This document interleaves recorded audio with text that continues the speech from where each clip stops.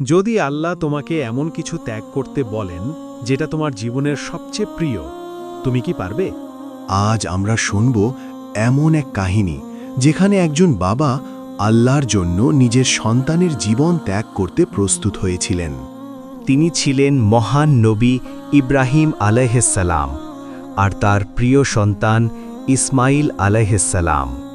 বহু বছর দোয়ার পর আল্লাহ তাকে এই সন্তান দিয়েছিলেন, তাই ইসমাইল আলাইহিসসালাম ছিলেন তার জীবনের সবচেয়ে প্রিয় জিনিস।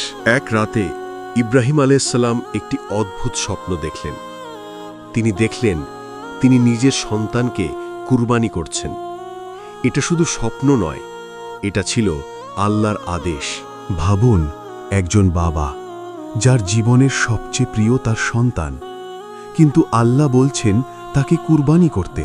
তারপরে ইব্রাহিম আলাইহিসসালাম বললেন, হে আল্লাহ, আমি আপনার আদেশ মেনে নেব। তিনি তার ছেলে ইসমাইল আলাইহিসসালামকে সব খুলে বললেন। তিনি বলেছিলেন, বাবা, আমি স্বপ্নে দেখেছি আমি তোমাকে কুরবানি করছি।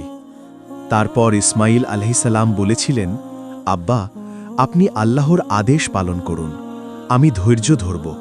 এমন আনুগত্য ইতিহাসে বিরল। তারা মরুভূমির পথে রওনা হলেন। চারদিকে নীরবতা, শুধু আল্লাহর উপর ভরসা। প্রতিটি পদক্ষেপ ছিল একটি পরীক্ষা। সময় এসে গেল।